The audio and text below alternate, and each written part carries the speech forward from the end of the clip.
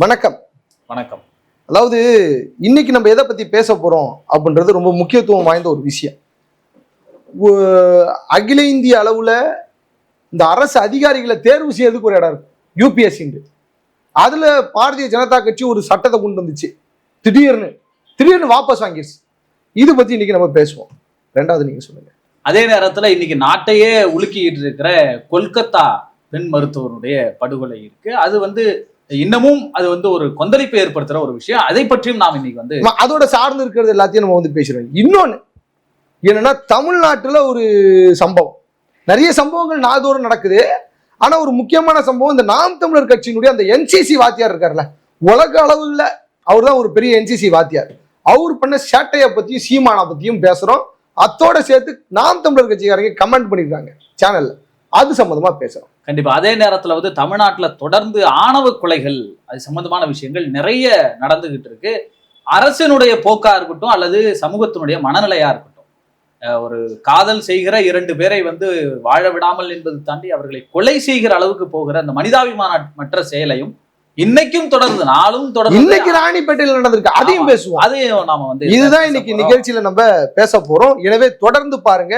உங்களுடைய கருத்துக்களை பதிவுகளாயிடுங்க, கமெண்ட் பண்ணுங்க. உங்களுக்கு எதை பற்றி எல்லாம் பேச வேண்டும் என்று உங்களுக்கு தோன்றுகிறதோ அதை பதிவிடுங்க. அதுல நாங்க செலக்ட் பண்ணி நாங்க நிச்சயமாக தினம்தோறும் நாங்க பேசுறதுக்கான முயற்சிகளை மேற்கொள்றோம். நம்ம விஷயத்துக்கு போகலாம். Karim's biryani paradise at liberty and catering services, கோடம்பாக்கத்தின் அறுசுவை அடையாளம்.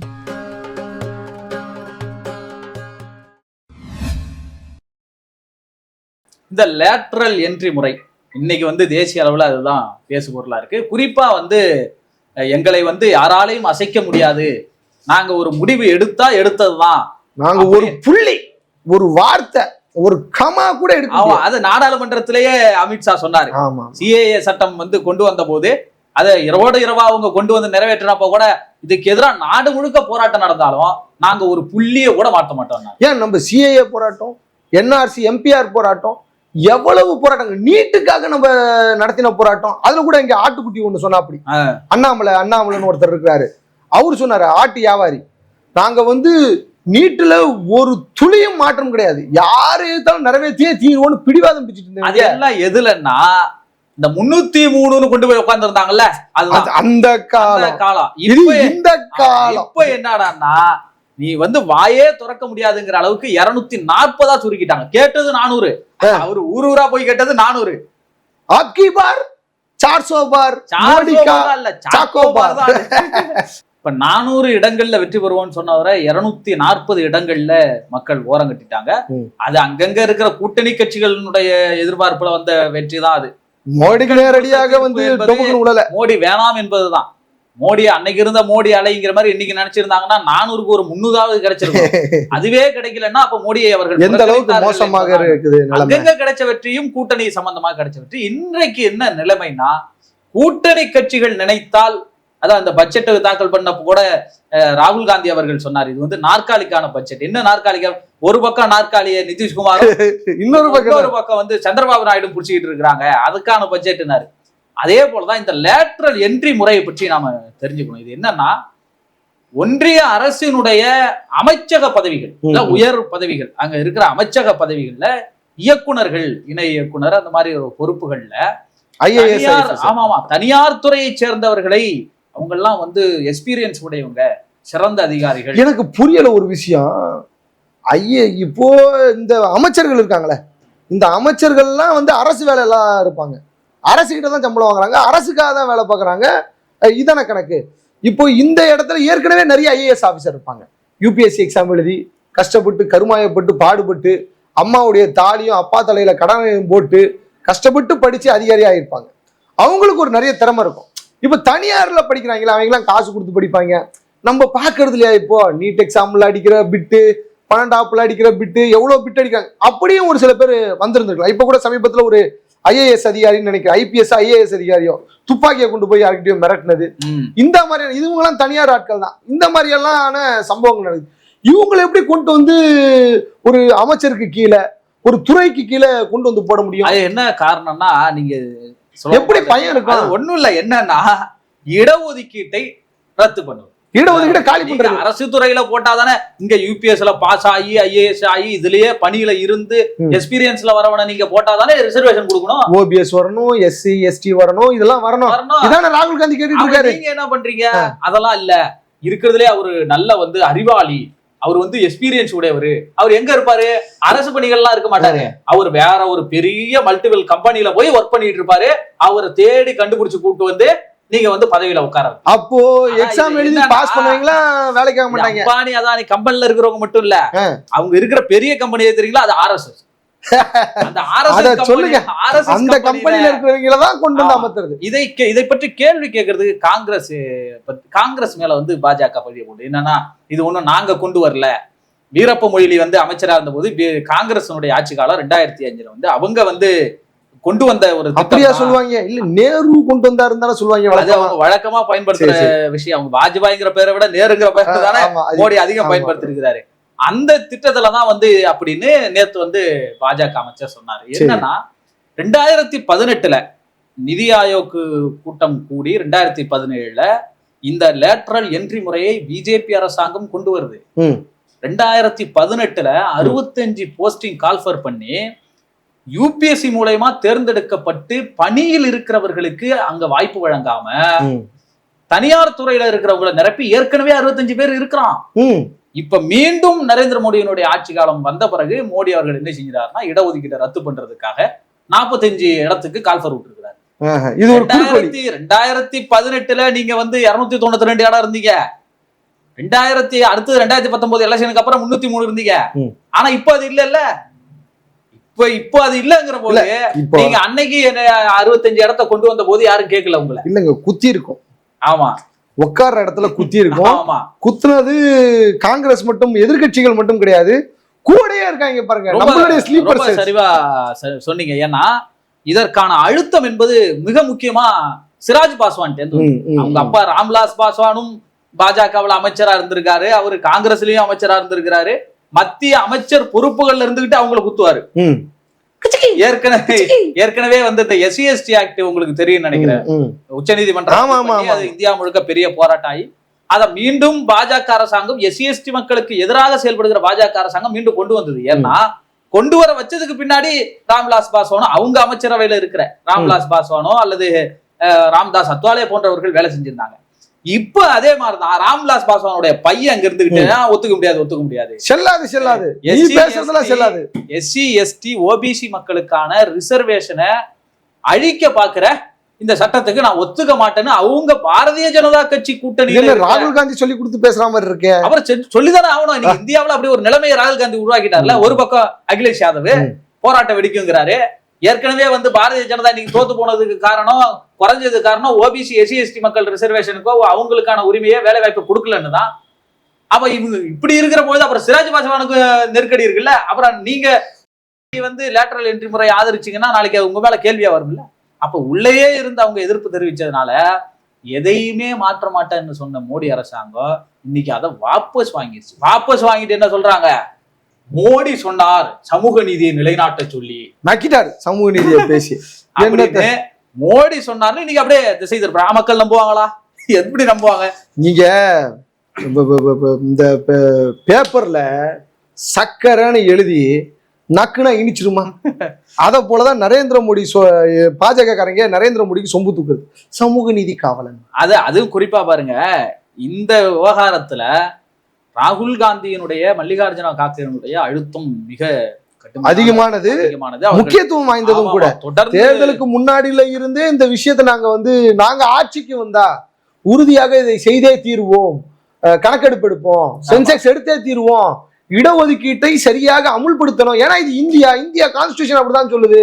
அது நீங்க இந்த மோடி பதவியேற்று இந்த 1.5 மாத இடைவெளியிலேயே நீங்க பாத்தீங்கன்னா பாஜக அரசு கொண்டு வந்த எந்த சட்டமும் அவர்களுடைய பெரும்பான்மைக்கு ஏற்ற மாதிரி நிறைவேறவே இல்லை. மீடியா பிராட்காஸ்டிங் பில் ஒன்று கொண்டு வந்தாங்க பாத்தீங்களா, ஊடகங்களை எல்லாம் மிரட்டுறதுக்காக, அது திரும்ப பெறப்பட்டது. வகுப்பு வாரிய சட்டம் இஸ்லாமியர்களுக்கு எதிரான அவர்களுக்கு இனிக்கும். ஆனா அந்த சட்டத்தையே கூட்டுக்குழு விசாரணைக்கு அனுப்பியாச்சு. அதாவது இப்படி போயிட்டே இருந்தா மோடியவே திரும்ப பெற்றுருவாங்க. அது உண்மைதான். ஏற்கனவே அந்த சதியெல்லாம் முறியடிச்சுதான் இப்ப வந்திருக்கிறாரு. இப்ப இதை விட கொஞ்சம் பலமா இருக்கு. ஆமா, ஏன்னா 3வது தடவை ஆக மாட்டாரு, யாரு ஜெண்டா ஆக்கலாமா யார் ஆக்கலான்னு ஒரு குழப்பம் நடந்துட்டு இருந்த சூழல்ல இல்ல மோடி முகம் வந்தாதான் ஆப்கி பார் சாக்கோ பார் வரும் அப்படின்னு சொல்லிட்டு இருந்தாங்க. அதுவும் போச்சு. இப்போ எல்லாத்தையும் திரும்ப பெற்றுட்டே இருக்காங்கல்ல. அவங்க என்ன நினைச்சாங்க, வளம் வாய்ந்த புல்டோர் சத்தியா இருக்கிறாரா யோகி, அவரை போட்டுலாம் நினைச்சாங்க. கடைசியில ஊப்பில தான் காலினா. அதனால என்ன ஆச்சு, குத்துனதே அங்கதான்டா. அந்த பேசும் காலி. சரி, இந்த பேச ஒண்ணுத்துக்கு உதவாத பேச தூக்கி போறதுக்கு இருக்கிற பேசே பரவாயில்ல, பாதி இருக்கட்டும் இப்ப மோடியை வச்சிருக்கிறாங்க. அவ்வளவுதான். ஆனா இந்த நாட்டுக்கு ஒண்ணு சொல்ல விரும்புறது என்னன்னா, மக்கள் என்ன சொல்ல விரும்பி இருக்கிறாங்கன்னா, நரேந்திர மோடியினுடைய அரசாங்கம் கடந்த காலங்களை போல் இனி செயல்பட முடியாது. அப்போ இப்படி கையாலாகாத அரசு தான் இது. இனிமே பொம்மை அரசாங்கங்கள்னு சொல்லுவாங்க.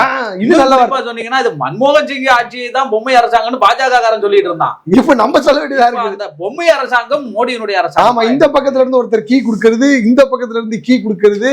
ஆமா, ஒரு பக்கம் இப்படி பாரதிய ஜனதா தன்னுடைய அதிகாரங்களை சுருக்கி கொண்டது என்றுதான் நாம் சொல்ல வேண்டும். ஏன்னா இப்ப நாட்டினுடைய சுதந்திர தின விழா நடக்கிற பொழுது ஒரு எதிர்கட்சி தலைவருக்கு ஒதுக்க வேண்டிய இருக்கையை முன்வரிசையில உட்கார வைக்காம ராகுல் காந்திய, பட் ஹி வாஸ் ஹாப்பி, ரொம்ப சந்தோஷமாக இருந்தார். அதுதான் சொல்றேன். அவர்கள் எந்த அளவுக்கு வெறுப்படைகிறார்களோ அந்த அளவுக்கு இன்னைக்கு மக்களிடத்திலே அம்பலப்பட்டு போகிறார்கள். ரொம்ப முக்கியமான. அதனாலதான் இன்னைக்கு ராகுல் காந்திக்கு ஒரு மிகப்பெரிய வரவேற்பு. நீங்க பாத்தீங்கன்னா அந்த மேல நின்னுக்கிட்டு ஜாலியா மொபைல் நோண்டிட்டு இருக்காங்க. அவ்வளவுதான். நான் யார் பக்கம் நிக்கிறேன், நான் மக்கள் பக்கம் நிக்கிறேன். எனக்கு முன் வரிசை, பின் வரிசை, சைடு, லெப்ட், ரைட்டு எங்கன்னா கூட என்னுடைய குரல் யாருக்கானதாக ஒழிக்கும்னா அது மக்களுக்கானதாக ஒழிக்கும் அப்படின்றது ஒண்ணு. இன்னும் நீங்க இந்த சுதந்திர போராட்டத்தை பத்தி பேசும்போது, சுதந்திர தினத்தை பத்தி பேசும்போதுதான் எனக்கு ஒரு விஷயம் ஞாபகம். கொல்கத்தா, ஆமா, ரொம்ப முக்கிய நாடே கொந்தளித்திருக்கு இருக்குது. இங்க இருக்கக்கூடிய ஒருத்தர் கூட போராட்டம் அறிவிச்சிருக்காரு. 22ஆம் தேதியோ 23ஆம் தேதியோ ஒருத்தர். ஆனா அவர் ஒரு முக்கியமான தலைவர். இந்திய நாட்டினுடைய ஜனாதிபதியாக, தமிழ்நாட்டின் மோடியா, இந்திய நாட்டினுடைய ஜனாதிபதியாக போறாங்க அவரு. அவர் இந்திய நாட்டுக்கு ஜனாதிபதி ஆக மாட்டாரு. அவரே ஒரு நாட்டை உருவாக்கி அதுக்கு அவர் ஜனாதிபதி ஆகிப்பார். எங்க நான் நித்யானந்தாவை சொல்லல, நித்யானந்தாவை போல இருக்கக்கூடிய ஒருத்தர். சரி, அவருக்கு நம்ம வருவோம், அவரை பத்தி பேசுறதுக்கு. ஆனா நம்ம இந்த கொல்கத்தா விஷயத்துக்கு வந்துருவோம். கண்டிப்பா. கொல்கத்தாவில் ஒரு மிகப்பெரிய போராட்டம். ஒரு 48 மணி நேரம் ஒரு பெண் ஊழியர் மருத்துவமனையில் பணி செய்து கொண்டிருக்கிறார். அவங்கள அசால்ட் பண்றாங்க, செக்ஷுவல் கொடூரமான கொலை. நீங்க அதாவது மிருகங்கள் இருக்கு பாத்தீங்களா, இன்னும் யதார்த்தத்தை நம்ம பேசணும். ஆண் தன்மைன்னு ஒண்ணு இருக்கும். அந்த ஆண் தன்மை, ஆண் மிருகங்கள் கொடூரமான முறையில நடந்து கொண்டு நிறைய நேரங்கள்ல அப்படி யூகிக்க முடியாத ஒரு படுகொலையா அந்த பெண் மருத்துவருடைய படுகொலை இருக்கு. ரொம்ப கழுத்தை உடைச்சி எத்தனை 16 இடங்கள்ல அவங்களுக்கு காயம், பிறப்புறுப்புல இருந்து ரத்தம் வழியுது. எவ்வளவு பெரிய ஒரு அநீதியை இந்த சமூகம். இத்தனைக்கும் ஒரு காவல்துறையில அவன் பணியாற்றுறான், ஒரு உதவி. இந்த மாதிரி இந்த என்ன சொல்லுவாங்க, அவனுக்கு இருக்கிற மரியாதையை அவனுக்கு எப்படி அந்த குற்றவாளி சஞ்சய் ராய்ங்கிறதுக்கு அவன் போலீஸ்காரனுக்கு வேண்டியவங்கிறதுனாலதான் எப்ப வேணாலும் வரலாம், எப்ப வேணாலும் போலாமா. இப்ப இது கண்டுபிடிக்கப்பட்ட மிருகம் தான். இப்படி பல பேர் இருக்கிறாங்க. ஆனா மக்கள் கொந்தளித்தால் மட்டும்தான் அது பேசப்படலாம். இன்னைக்கு இந்தியா முழுக்க அந்த கொந்தளிப்பு இருக்கு. அரசாங்கங்களுக்கு எதிராக நீதி வேண்டும் அப்படிங்கிறது. குறிப்பா ஒரு சின்ன குழந்தை சிபிஎம் பொலிட் பியூரோ மெம்பர் ஒரு வீடியோ ஷேர் பண்ணியிருந்தாங்க. we need justice ஒரு சின்ன பாப்பா நடந்துக்கிட்டு கோஷம் கொடுத்துட்டு போகுது. இன்னைக்கு வெஸ்ட் பெங்கால்ல, ஏன் அந்த சைடு நார்த் முழுக்கவே பெண்களுக்கு எதிராக நடக்கக்கூடிய வன்முறைகள் அதிகரித்து கொண்டே போகுது. அங்க மட்டும் கிடையாது, தமிழ்நாட்டிலும் இருக்குது. நம்ம அது தமிழ்நாட்டுக்கு வருவோம். அதை பத்தி நம்ம பேச வேண்டிய தேவை இருக்கிறது. என்னதான் நம்ம இந்தியா கூட்டணிக்கு ஆதரவாக இருந்தாலும் நாம் தவறு நடந்தால் தவறை சுட்டி காட்ட வேண்டிய இடத்துல இருக்கிறோம். அது ஒண்ணு. நார்த் இந்தியாவில் தொடர்ச்சியாக பெண்ணின் மீது வன்முறை. ஒருத்தன் ஒரு வீடியோ பார்க்குறேன், தன்னுடைய மனைவியை தான் கூப்பிட்டு போறான். ஏதோ சண்டை போல இருக்கு, வந்துட்டாங்க. யூபியில் துப்பாக்கி முனையில் அந்த பெண்ணை மிரட்டி முடியை பிடித்து அடித்து இழுத்து கொண்டு போறான். மக்கள் பார்த்துட்டு இருக்கான், யாரும் வாயை திறந்து பேச. இன்னொரு சம்பவம், ஒரு பெண்ணுக்கு குழந்தை பிறக்கலங்க. அது பையன்கிட்ட பிரச்சனையா பொண்ணுகிட்ட பிரச்சனையான்றது எப்படி டிசைட் ஆகும்? மருத்துவர்கிட்ட போனதான் டிசைட் ஆகும். அங்க ஒரு தோசியர் இருக்காங்களாம், சாமியார்.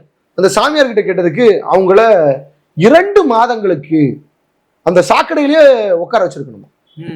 அங்க இருக்கக்கூடிய அமைப்புகள், இந்த சமூக ஆர்வலர்கள் சேர்ந்து என்னடா பண்றீங்க, ஒரு பொம்பளை பிள்ளைய சாக்கடைக்குள்ள அந்த மலம் கழிக்கும் அந்த கழிவுகள் வரக்கூடிய அந்த தண்ணி கருப்பா இருக்கு, அதுல போட்டு வச்சிருக்கிறாங்க, மீட்டு கொண்டு வந்தாங்க.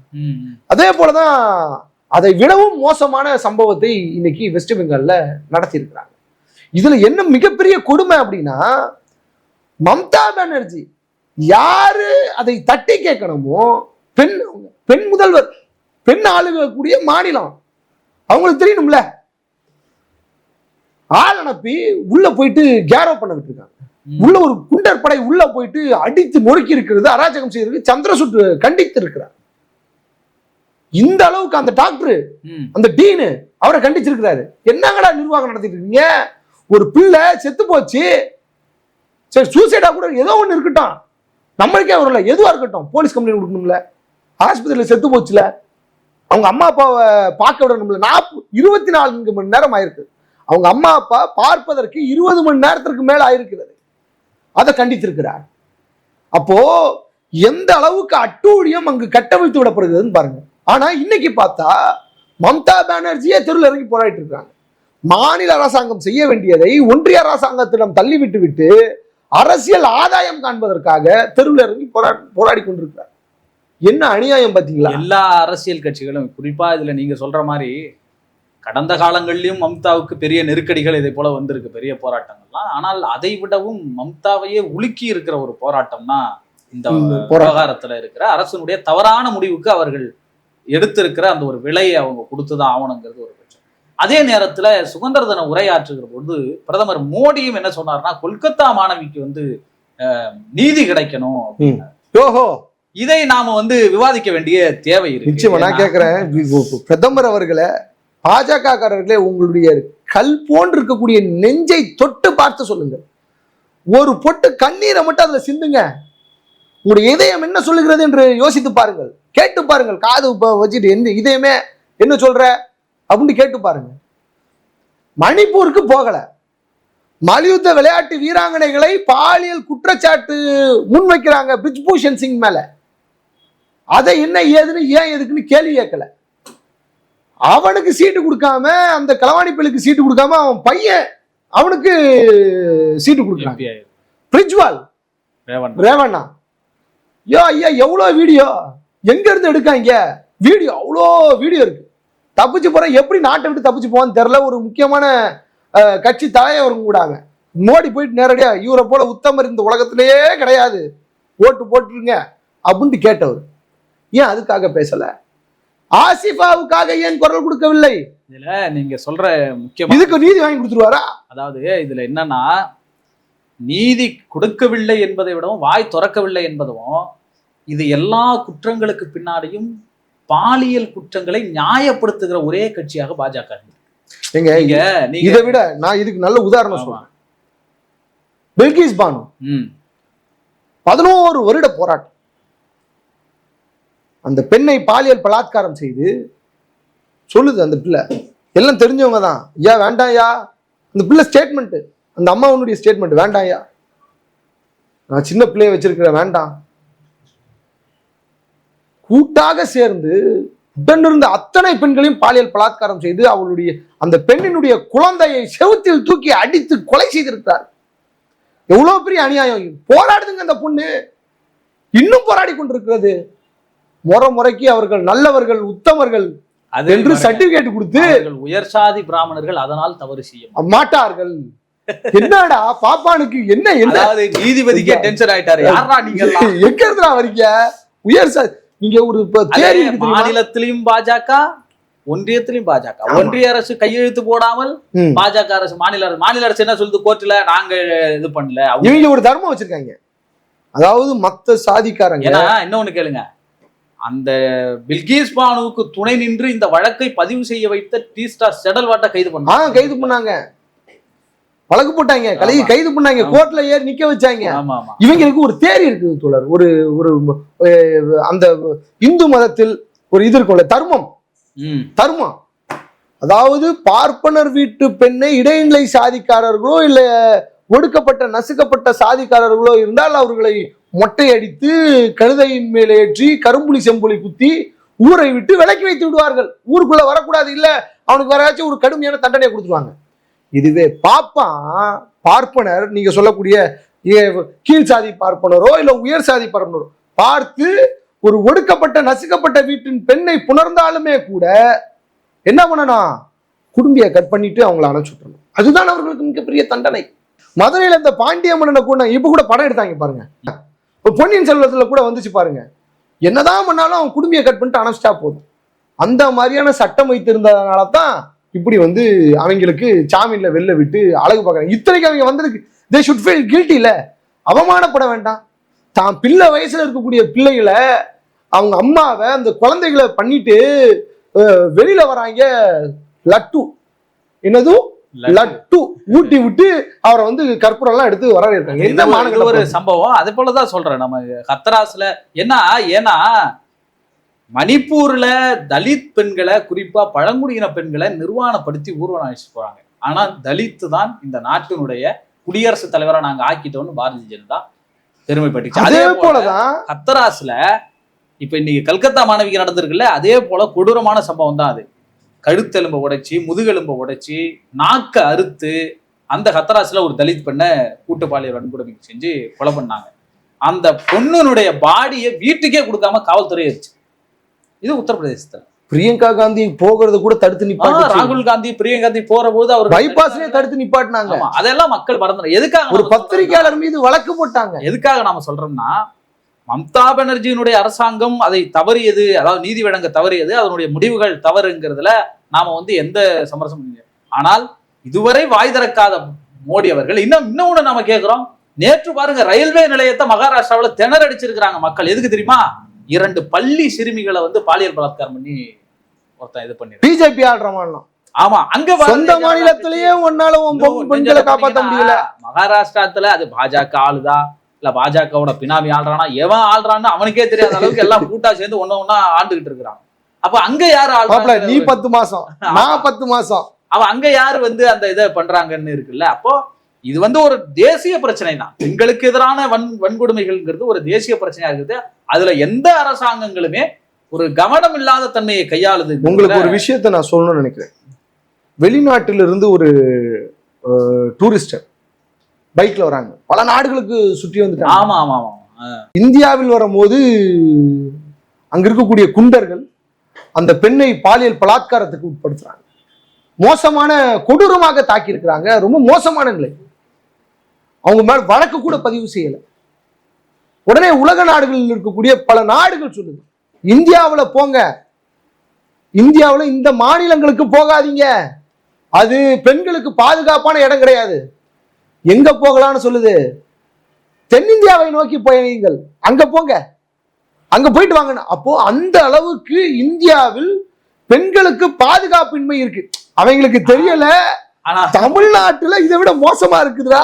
உண்மைதான். அதை நாம் கல்வியில் மேல இருக்குது, வேலையில் மேல இருக்குது, நீங்க அந்த எக்ஸ்போர்ட்ல மேல இருக்குது, தொழில்ல மேல இருக்குது, எல்லாத்துலயும் மேல இருக்குது. ஆனால் பெண்களும் பெண் குழந்தைகளுக்கு பாதுகாப்பு இருக்குதா? அந்த பாதுகாப்பு சம்பந்தப்பட்ட விஷயங்களில் மேலே இருக்கிறதா என்று கேள்வி கேட்டால் அது $1 மில்லியன் கேள்வி. அது ரொம்ப முக்கியமா. இப்ப தமிழ்நாட்டுல நீங்க எந்த அளவுக்கு கொல்கத்தாவை நம்ம கவனம் செலுத்துறோமோ அங்க இருக்கிற மக்கள் போராட்டம். இல்லைங்க, அதுதான் கேட்கிறேன். எனக்கு ஒரு சந்தேகம் தோழர், இதுக்கு விடை நம்ம தெரிஞ்சாகணும். டெல்லியில நிர்பயாவுக்கு ஆகுது, தமிழ்நாட்டுல இருந்து போராட்டம் நடக்குது, ஆச்சு பூச்சி தாட்டு பூட்டுன்றாங்க. அதே கேளுங்க, வெஸ்ட் பெங்கால்ல இப்ப நடந்துட்டு இருக்குது. ஒரு கட்சி அதிபர், நாட்டினுடைய அதிபராக போகிறாரு, அவர் போராட்டம் நடத்த போகிறார், அறிக்கை விடுகிறார், பக்கம் பக்கமாக அறிக்கை விடுகிறார். தமிழ்நாட்டிலே ஒரு பொண்ணுக்கு அப்படி ஆயிடுச்சு, அறிக்கை விடுறார். தான் சொந்த கட்சிக்காரன் நான் என்சிசி வாத்தி அப்படின்னு சொல்லிட்டு கிருஷ்ணகிரி மாவட்டத்தினுடைய இளைஞர் பாசறை செயலாளர், மாவட்ட செயலாளர் ஒரு பள்ளிக்கூடத்துக்குள்ள போயிட்டு நான் என்சிசி வாத்தியாருன்னு சொல்லி கிருஷ்ணகிரியிலையும் தருமபுரியிலையும் எல்லா தனியார் பள்ளியிலும் கேம்ப் நடத்துறான். என்சிசி கேம்ப் என்ன நடத்துறான்? என்சிசி கேம்ப் நான் நடத்தி தரேன்னு சொல்லி நடத்தலாம். 13 பெண்கள், குழந்தைகள், பெண்கள் கிடையாது, சரி, குழந்தைகள் அவருடைய பாலியல் சீண்டலுக்கு ஆளாயிருக்கு, பாலியல் இச்சைக்கு ஆளாயிருக்கு, வக்கரத்திற்கு ஆளாயிருக்கிறது. ஒரு பிள்ளை அம்மா அப்பா கிட்ட போயிட்டு சொல்லி மருத்துவமனையில வீட்டுக்கு போகுது, வாத்தியார் கிட்ட சொல்லுது. வாத்தியார் அம்மா பள்ளிக்கூடத்துக்கு கெட்ட பேர் ஆயிடுமா, எனவே வந்து நீ வந்து சொல்லாதமா, அது ரொம்ப அசிங்கமா அப்படின்னு. யார் அவன் பேரு? பிரின்சிபால் சதீஷ்குமார். அதுக்கு அடுத்தது ஜெனிஃபர் அப்படின்ட்டு சொல்லிட்டு ஒரு டீச்சர். அதுக்கப்புறம் ஒரு தாளாளர், அவர்கிட்ட போய் அவங்களும் கண்டுக்கல. சக்திவேல்னு ஒரு வாத்தியார், அவரும் கண்டுக்கல. சிந்துன்னு ஒரு வாத்தியாரம்மா, அதுவும் கண்டுக்கல. சத்யான்னு ஒரு வாத்தியாரம்மா, அதுவும் கண்டுக்கல. சுப்பிரமணின்னு ஒரு வாத்தியார், அவரும் கண்டுக்கல. யாருமே கேட்கலன்னு உடனே 9 வாத்தியாருங்க கிட்ட கம்ப்ளைண்ட் பண்ணிருக்கு. கேட்கலன்னு உடனே பள்ளிக்கூடத்துல இப்படி ஒரு அநியாயம் நடந்துருச்சு, எனக்கு என்சிசி வாத்தியார் செஞ்சுட்டான்னு சொல்லி அவங்க அம்மா கிட்டையும் அப்பா கிட்டையும் போயிட்டு சொல்லுது. அவங்க அம்மா அப்பா ஆஸ்பத்திரிக்கு கூப்பிட்டு போறாங்க. ஆஸ்பத்திரியில டாக்டர் கிட்ட சொல்லுது. உடனே டாக்டர் வந்து கோவப்படுகிறார்.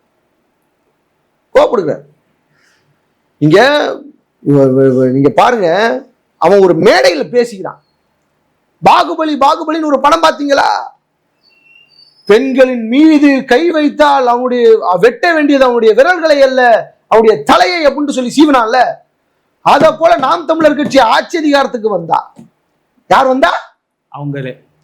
நாம் தமிழர் கட்சி ஆட்சிக்கு வந்தா எம்ம வீட்டு பிள்ளைய மேல எவன் கை வைக்கணும், தலைகளை வெட்டி எறிவோன்றான். யூடியூப்ல இருக்குது, இப்பவும் போயிட்டு பாருங்க. அந்த களவாணி பேர் சிவராம. ஆமா, இப்ப இந்த விவகாரத்துல நீங்க நிர்பயாவுடைய வழக்க சொன்னீங்க. நிர்பயாவுடைய வழக்கு ஓடும் பேருந்துல பாலியல் வன்கொடுமை செய்யப்பட்டாங்கல்ல, அது இந்தியா முழுக்க பேசு பொருளாச்சு இல்ல.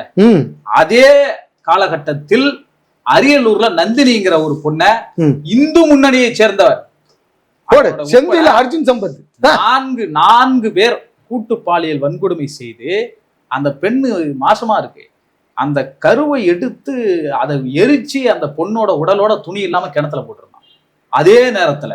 ஆனா நிர்பயாவுக்காக இந்தியா முழுக்க போராட்டம் நடந்தது. அரியலூர்ல இருந்த நந்தினியினுடைய படுகொலைக்கு இந்த கருப்பு சட்டை, சிவப்பு சட்டை, இந்த நீல சட்டை, இந்த தோழர்களை தவிர வேற யாரும் வந்து பெரிய அளவுல தீவிரவாதிகள். இன்னும் ஒண்ணு என்னன்னா, இன்னைக்கு கொல்கத்தாவுல இவ்வளவு பெரிய வன்கொடுமை நடந்திருக்குல்ல, அதே 8ஆம் தேதி தான். ஏன்னா இந்த நீங்க சொன்ன பர்கூர்ல நடந்த கேம்ப் என்பது வந்து 5ஆம் தேதியிலிருந்து 9ஆம் தேதிக்குள்ள, அந்த குழந்தைக்கு இந்த வன்முறை நடந்தது வந்து 8ஆம் தேதி. அப்ப அதே 8ஆம் தேதி தான் நீங்க வந்து ஒரு குழந்தையை வந்து ஒருத்த பாலியல் வன்கொடுமைக்கு ஆளாக்கி இருக்கிறான். இவ்வளவு பெரிய விஷயம் நடந்தோம் தமிழ்நாட்டுல இது ஒரு அதிர்வலையும் இல்லை, வெடிக்கல. அதுக்கான காரணம் என்னன்னா, குறிப்பாக வந்து மக்களுக்கு இருக்கிற அதீத அலட்சியம். இன்னொன்னு, அரசாங்கங்களின் மீது நம்ம ஒரு கேள்வியை வைக்கிறோம். என்னன்னா, நீங்க சொன்னீங்க இப்ப அவங்கள தீவிரவாதிங்கிறாங்க. முற்போக்கு பேசக்கூடிய ஒழுக்கமா இருறா, தண்ணி அடிக்காத, போதைப் பொருளுக்கு உள்ளாவாத, மனிதனா மதிக்கணும், சாதி வேணாம், மத வெறி கூடாது, இதையெல்லாம் சொல்லுகிற ஒரு கம்யூனிஸ்ட் தோழரையோ, ஒரு அம்பேத்கரிஸ்டையோ, ஒரு பெரியாரிஸ்டையோ ஒரு பள்ளிக்கூடத்துக்கு போறோம்னு வச்சுங்க, உடனே போலீஸ்காரன் பின்னாடி வந்து நிப்பான். நீங்க எதுக்கு வந்திருக்கீங்க? நான் எனக்கு என்ன பண்ண போறீங்க, என்ன இன்வெஸ்டிகேஷன்? ஒரு பயிற்சி, நாங்க வந்து ஒரு அமைப்புல ஒரு பயிற்சி நடத்தினா கூட குழந்தைங்களோட அட்ரஸ் கொடுங்கம்மா. என்னடா பண்றீங்கன்னா, இவ்வளவு பண்றவன் இந்த பர்கூர்ல நடந்த இந்த சிவராமன் இருக்கிறான்ல, அவன் என்சிசியில படிக்கிறப்ப இருந்திருக்கான். உடனே ஒரு என்சிசியை உருவாக்கி தனியார் பள்ளிகளை மிரட்டி, அது உண்மையாவே என்சிசி கேம்பா அப்படின்றதே ஒரு சந்தேகமா இருக்கு இல்லையா? அது என்சிசி கேம்ப். அதாவது என்சிசி நிர்வாகம் என்ன சொல்லுது, ஒருத்த என்சிசி பயிற்சி கொடுக்கறான்னா அவன் 6 மாத காலம் ராணுவத்துல பணியாற்றி இருக்கணும், அது வந்து சர்டிபிகேட் இருக்கணும், அதுக்கு நிறைய ப்ரொசீஜர் இருக்கு, அது இருந்தாதான் அதை பண்ண முடியும்னு சொல்லுது. ஆனா இந்த சிவராமன் எந்த என்சிசிலையும் இல்லாம, சர்டிபிகேட் இல்லாம இவன் போய் பள்ளிகளை, குறிப்பா நாம் தமிழர் கட்சியை சேர்ந்தவங்கிற போர்வையில இருந்து மிரட்டி தனியார் பள்ளிகளை நிறைய இடங்களுக்கு அவன் போய் பயிற்சிகளை கொடுத்துருக்கான். என்னுடைய கேள்வி என்னன்னா, பள்ளிக்கல்வித்துறை இப்படி ஒருத்தன் பள்ளிக்கூடத்துக்கு வந்து பயிற்சி கொடுக்கலாம், அது மட்டும் இல்ல பரிசீலிப்பு விழா நடத்துவானா, பரிசீலிப்பு விழா நடத்துறான். இப்ப பிள்ளைகளை, பள்ளி குழந்தைகளை பெற்றோர்கள் அனுமதி இல்லாம கேம்ப் நடத்தக்கூடாதுங்க, பள்ளிக்கூட நிர்வாகத்தினுடைய அனுமதி இல்லாம கேம்ப் நடத்தக்கூடாது. ஆனா இப்படி ஒரு கேம்ப், போலி கேம்ப் உருவாக்குறான்னா அதை வந்து பள்ளி கல்வித்துறை எப்படி கண்டுக்காம இருந்தது? இப்ப இந்த தவறுகளை அரசாங்கங்களும் வந்து அதுதான் நான் என்ன கேட்கிறேன். நீங்க திராவிட கட்சியினுடைய தலைவர் எப்பயும் திமுகவுக்கு முட்டு கொடுத்துக்கிட்டே இருப்பாங்க. நீங்க அவர்களும் இவர்களும் இடியாப்பம் போல அந்த சிக்கல் மார்களை அப்படி பின்னி பிணைஞ்சிட்டு இருப்பாங்க. அப்படி இருக்கக்கூடிய திராவிட இயக்கம் குற்றம் சொல்லிருக்க, ஆட்சியில் இருப்பவர்களை பள்ளி கல்வித்துறை சரியாக இயங்கவில்லை என்று குற்றம் குற்றம் சொல்றாங்க. ஆமா, நீங்க நம்ம காலைல பேசியிருந்தோமே, ஏங்க உதயநிதியினுடைய ரசிகர் மன்றத்தினுடைய தலைவரை தூக்கி கொண்டாந்து பள்ளி கல்வித்துறையா போட்ட விளங்குமா அப்படின்னு சொன்ன மாதிரிதான் இன்னைக்கு நிதர்சனம் ஆயிருக்கு. அப்போ பள்ளி கல்வித்துறை அறிவிக்குது, NCC அறிவிக்குது, அது நாங்களுக்கு சம்பந்தம் இல்ல.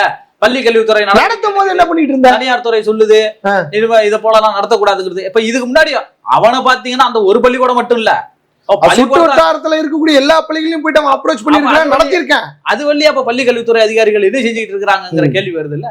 இல்ல இப்போ இன்னைக்கு ஒரு பொண்ணு பேசுது, எனவே நமக்கு தெரியுது. இதுவே அந்த பொண்ணும் பேசணும்னா என்ன ஆயிருக்கும்? இன்னும் எத்தனை பெண்கள் இதை போல் பாதிக்கப்பட்டிருப்பார்கள், மனக்குமிழர்களோடு உள்ள அமர்ந்துகிட்டு இருப்பாங்க. அவங்களுக்கு நடந்த அநியாயத்தை கண்டு ஆண்கள்னாலே இப்படிதானே அப்படின்னு சொல்லி பயந்து போய் ஒடுங்கி போய் இருந்திருப்பாங்க. குழந்தைகள் மீதான வன்கொடுமைகளை எந்த அளவுக்கு நாம இதை பண்ணவன் தெரிஞ்சவனாச்சே, பக்கத்து வீட்டுக்காரனாச்சே, நம்ம பள்ளிக்கு என்ன ஆகுது, நம்ம நிறுவனத்துக்கு என்ன ஆகுது, நம்முடைய அமைப்புக்கு என்ன ஆகுது, நம்முடைய கட்சிக்கு என்ன ஆகுதுன்னு நினைக்கிறோமோ அது அப்படியே இந்த சமூகத்துக்கு இன்னும் ஏதோ பல குழந்தைகளுக்கு அது தொடர்ந்துகிட்டே இருக்கணுங்கிறத மக்கள் உணரும். நாட் ஒன்லி குழந்தைங்க. இன்னைக்கு பாருங்க, ஒரு 2 நாள் முன்னாடி தருமபுரியில ஒரு சம்பவம்.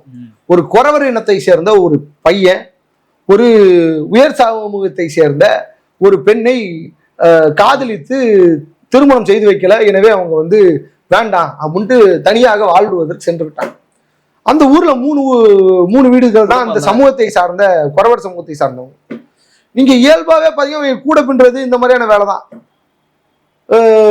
என்ன பண்றாங்க, அந்த சமூகத்தை சேர்ந்தவங்க காவல்துறையில போயிட்டு உனக்கு பிரச்சனை மேஜர், சின்ன பிள்ளைங்க கிடையாது, நாட் மைனர். இந்த மேங்கோ பாய்ஸ் எல்லாம் பேசிட்டு இருப்பாங்க, நாட் லைக் தட், மேஜர்ஸ். அவங்க டிசைட் பண்றாங்க போயிட்டு இதாக அவங்க அம்மாவை கூட்டிக்கிட்டு காட்டுக்குள்ள வச்சு நிர்வாணப்படுத்தி அடிச்சு அவங்க வாயில பீரை ஊத்தி விட்டு இருக்காங்க. அங்கேயும் யாரு, இந்த சமூக விரோதிகளும் தீவிரவாதிகளும் தான் போயிட்டு போராட்டம் நடத்திருக்காங்க. யாரு, சிவப்பு சட்டக்காரனும் கருப்பு சட்டக்காரனும் நீல சட்டக்காரனும் தான் போயிட்டு போராட்டம் நடத்திட்டு இருக்கான். காய்ச்சி மூச்சுன்னு கத்துறான். அது ஒரு அதிகாரி சொல்றானா, நீங்க அதிகாரி சொல்றது கேட்கணும்ல, அதிகாரி சொல்றானா நான் அவங்களை பிடிச்சி கொண்டாந்து விட்டுறேன், பிரச்சனை கிடையாது, நீங்க சுமூகமா போய்க்கணும். நீங்க கல்கத்தாவில எப்படி காவல்துறை மம்தா பானர்ஜியினுடைய அரசாங்கம் இதுல மெத்தன போக்கா செயல்பட்டதோ, அதே மாதிரி நீங்க ஒரத்த நாட்டுல 22 வயசு பெண்ணு கூட்டு பாலியல் பலாத்காரம் செய்யப்பட்டதுல பெண் எஸ்ஏ சப் இன்ஸ்பெக்டர் சூர்யா, பெண் சப் இன்ஸ்பெக்டர் வழக்கு போட மாட்டேன் இருக்கு. அப்ப நிர்வாகங்களும் அதிகாரிகளும் இப்படிதான் இருக்கிறாங்க. கல்கத்தாவிலே அந்த பெண்ணுக்கு நீதி வேண்டி இந்தியா முழுக்க ஒரு போராட்டம் நடந்திருக்கு. தமிழ்நாட்டுல அது பேசு பொருளாவில் அவ்வளவுதான். அதை போன்ற சம்பவங்களை நான் எப்படி பாக்குறேன், ஆகல ஆக்க விடலையோ. ஆமா, அதைத்தான் சொல்றேன். எப்படி நரேந்திர மோடி ஒரு பிரச்சனை வரும்போது திசை திருப்புகிறார்களோ, அதே போல எல்லா மாநிலத்தில் இருக்கக்கூடிய முதல்வர்களும் தன்னுடைய ஆட்சியை தக்க வைத்துக் கொள்ள வேண்டும், மக்களை கிளர்ச்சிக்கு உள்ளாக்கி விடக்கூடாது என்பதற்காக வேற ஒரு விஷயத்தை பற்றி டைவர்ட் பண்ணி பேசுறாங்கன்னு எடுத்துக்கலாம். அதுக்கு என்ன காரணம் தெரியுங்களா? தமிழ்நாட்டுல இருக்கிற எதிர்கட்சிகள்ல எல்லாமே இந்த மாதிரி குற்றவாளிகள் நிறைய இருக்கலாம். அதனால அவன் எப்படி அவனும் பேச மாட்டான். ஏன்னா ஒரு மாநிலத்தின் நமக்கு அவன் சலைச்சவன் இல்லடா. இப்ப நீங்க மேற்கு வங்காளத்துல மம்தா பானர்ஜி என்ன சொல்றாங்க, அங்க பிஜேபியும் கம்யூனிஸ்டுகளும் சேர்ந்தா எங்களுக்கு எதிராக சதி பண்றாங்கிறாங்க. ஏதோ ஒண்ணு, ஒரு மாநில ஆட்சி எதிர்கட்சி எதிர்க்கணும்ல, இங்க இருக்க எதிர்கட்சி சும்மாவே இருப்பான். அதுதான் இங்க ஆச்சரியமான விஷயம். ஏன்னா அவனும் குற்றச்சாட்டு உள்ள 22ஆம் தேதி ஆர்ப்பாட்டம் பண்ற அப்படி இப்படிங்கிறாங்கல்ல, ஏன்னா அவங்க கட்சியில இப்ப குற்றவாளி இருக்கிறான்ல. அப்ப இப்படித்தான் அவங்க ஆட்சி காலத்துல பொள்ளாச்சியில நடக்காத சம்பவமா? உண்மைதான். எவ்வளவு வீடியோ. நான் எனக்கு ஒரே ஒரு விஷயம் தான் சொல்றேன், நம்ம நிறைவு நேரத்துக்கு வருவோம், நம்ம நேரமும் ஆகிக்கொண்டு இருக்கிறது. ஒரே ஒரு விஷயத்தை மக்களை பார்த்து கேள்வி கேட்கணும்னு நினைக்கிறேன். இந்த நாம் தமிழர் கட்சிக்காரங்க இந்த கமெண்ட்ல கீழே பாக்குறோம், ஒரு கட்சி சார்ந்து பதிவிடுவது, ஒரு பெண் பாதிக்கப்பட்டிருந்தாலுமே கூட நீங்க திருமாவளவன் சொல்லுவார், என்ன சொல்லுவார்னா, ஆண் பெண்ணுக்குள்ள பிரச்சனை, யார் அதிகமாக பாதிக்கப்பட்டிருப்பாருன்னா பெண் தான் பாதிக்கப்பட்டிருப்பார். உயர் சாதிக்காரனுக்கும் ஒடுக்கப்பட்ட சமூகத்தை சேர்ந்தவனுக்கும் பிரச்சனை, யார் அதிகமாக ஒடுக்கப்பட்டிருப்பாள் என்றால் பிரச்சனைகள் அதிகமாக இருக்கும் அப்படின்னாக்கா ஒடுக்கப்பட்டவனுக்கு தான் இருக்கும். அப்போ நீ பெண்ணின் மீது தவறே இருக்கட்டும், இது ஆணாதிக்க சமூகம். ஆணாதிக்க சமூகம் எப்படி ஒரு பார்வையை பெண் மீது பார்க்கும் அப்படின்னா ஆதிக்கத்தோடு தான் பார்க்கும். பெண் நீ இப்படிதான் இருக்கணும், அப்படிதான் இருக்கணும், புடவை கட்டிட்டு போகணும், அப்படி இருக்கணும், இப்படி இருக்கணும் அப்படின்றது தான் சொல்லும். ஸோ இந்த பார்வை இன்று தமிழ்நாட்டிலும் அதிகமாக இருக்கிறது. முற்போக்கு பேசக்கூடிய மாநிலம், பெரியார் பிறந்த மண், அண்ணாவினுடைய மண், கலைஞரனுடைய மண், ஜீவானந்தத்தினுடைய மண் அப்படின்ட்டு பேசக்கூடிய நம்ம தான் இன்னும் பெண்ணை, ஏன் குயிலினுடைய மண் அப்படின்ட்டு பேசக்கூடிய நம்ம தான் இன்னும் பெண்ணை போகப் பொருளாக அடிமைகளாக சித்தரித்துக் கொண்டிருக்கேன். நான் ஒரு சம்பவம் சொல்றேன் கேளுங்க. இந்த போலீஸ் ஸ்டேஷன்ல இந்த அதிகாரி என்ன செஞ்சிருக்கணும்? அவங்க 2 பேர் மேஜர், அவங்க போயிட்டாங்க. நீ என்ன பண்ணி இருந்திருக்கணும்? இதுவே ஒடுக்கப்பட்டு நசுக்கப்பட்டவனா இருந்தா என்ன சொல்லுது? அவன் பண்ண சும்மா இருந்திருப்பானா போலீஸ்காரன்? போயிருக்க மாட்டான். வீட்டுக்குள்ள ஒரு 100 போலீஸ்காரனை கூட்டு போய் தீவட்டிப்பட்டியில இந்த கலவரத்துல பூந்து அடிச்சு ஒருத்தனை இழுத்துட்டு போய் காவல் நிலையத்துல இப்பதான் 2 மாசத்துக்கு அது பண்ணிருப்பாங்கல்ல. அவனா இருந்தா என்ன பண்ணிருந்திருக்கோம்? போலீஸ் தூக்கி போட்டு 4 இடி இடிச்சு குத்தி அயோக்கிய பயல என்னடா நீ வேலை பாக்குற அப்படின்னு சொல்லி இழுத்துட்டு வந்து உள்ள தள்ளி இருக்கும்ல. நீ ஏன் இதை பண்ணல? காவல்துறைக்கு அங்க என்ன வேலை? அங்க 2 பேர் காதலித்து திருமணம் செய்து போகிறாங்க, அது லீகல், சட்டம் தான் சொல்லுது. 18 வயசுக்கு மேல ஆகி போச்சுன்னா திருமணம் செஞ்சுக்கலாம், அது அவங்களுடைய முடிவு அப்படின்னு சொல்லுது. அதற்காக நீ ஒரு பெண்ணை கூட்டி அந்த பெண்ணின் வாயில் மதுவை ஊற்றி நிர்வாணப்படுத்தி அடித்து இது பண்றதுக்கு வழக்குல தூக்கி உள்ள போட்டுக்கணுமா? எதுவும் பண்ணலையே. போராட்டம் நடத்தினாதான் வருவேன் அப்படின்னா என்ன நியாயம்? இப்ப இது நிறைவா நான் என்னுடைய கருத்தை சொல்லிடுறேன். என்னன்னா, அரசாங்கங்களும் மக்களும் இதுக்கு பொறுப்பெடுக்க வேண்டிய தேவை இருக்கிறது. குறிப்பாக சட்டம் ஒழுங்கு சரியில்லை என்பதை முதலில் ஒத்துக்கொள்ள வேண்டும். இது கொரோனா எனக்கு தப்பு நடக்குதுன்னு தெரிஞ்சாதான் எனக்கு இருக்குங்கிறத நான் ஒத்துக்கிட்டாதான் எனக்கு மருந்து கொடுக்கும். எனக்கு நோயே இல்லைன்னு உட்கார்ந்துட்டு இருந்தேன்னா நோய் என்னதான் அது காலி பண்ணும். அது மாதிரி சமூகத்தில் தவறு நடக்கிறது, சட்டம் ஒழுங்கை சரி பண்ண வேண்டிய தேவை இருக்கிறது. இதையெல்லாம் அரசாங்கங்கள் ஒத்துக்கணும். குறிப்பா காவல்துறையும் சரி, அரசு நிர்வாகமும் சரி. சட்டம் ஒழுங்குத்துறை என்பது முதல்வருடைய நேரடி கட்டுப்பாட்டு இருக்கு. வெறும் வளர்ச்சியை நான் 500 கோடி கட்டணம் திறந்து வச்சேன், 18,000 பேருக்கு இடம் வாங்கி கொடுத்தேன், இது கிடையாது. அதை அனுபவிப்பதற்கு சுதந்திரமான ஒரு வாழ்க்கை முறையை அமைச்சு தரணும். அதனாலதான் சட்டம் ஒழுங்கை முதல்வர் கட்டுப்பாட்டுல வச்சிருக்கிறாங்க. கொல்கத்தா பெண்ணுக்கு நீதி கேட்கிற அதே நேரத்துல தமிழ்நாட்டிலையும் நீதி இங்க கெட்டு இருக்கு அப்படிங்கிறத உணர்ந்து இன்னும் தங்களுடைய கடமைகளை அவர்கள் சரியாக செய்ய வேண்டும். அந்த பாதையில் போனாதான் மக்களுக்கு ஒரு குறிப்பா முன்னேறோம்னா ஒரு காலேஜுக்கு பெண்கள் தன்னுடைய பிள்ளைகளை பெண் பிள்ளைகளை குடும்பத்தில் இருக்க பெற்றோர்கள் அனுப்பி வைக்கிறதுல பெருமை கொள்ளுகிற மாநிலம் தமிழ்நாடு. அதை யாராலும் மறுக்க முடியாது. அப்ப அங்க ஒரு பாதுகாப்பின்மை நிலவுதுங்கிற போது எத்தகைய பின்னோக்கி தள்ளிடும் இந்த சமுதாயத்தைங்கிறத நம்ம தெரிஞ்சுக்கிட்டு அரசாங்கங்கள் இதுல தீவிர கவனம் செலுத்த வேண்டும் கேட்டுக்கிறேன். ரொம்ப நன்றி. தொடர்ந்து எங்களோட இணைஞ்சிருங்க. இதை போன்ற நிறைய விஷயங்களை கமெண்டில் பதிவிடுங்கள். அதற்கான கருத்துக்களையும் எங்களுடைய பார்வைகளையும் உங்களோடு பகிர்ந்து கொள்கிறோம். நன்றி, வணக்கம். ஊடகம் கார்ப்பரேட் அரசியல்வாதிகளின் கைப்பாவையாக அடிமைகளாக இருந்தது போதும். இனி சாட்டை எடுத்து சுழற்றும் நேரம் வந்துவிட்டது. ஊடகம் பொதுமக்களாகிய உங்களுக்காக உங்களாலேயே இயக்கப்பட வேண்டும்.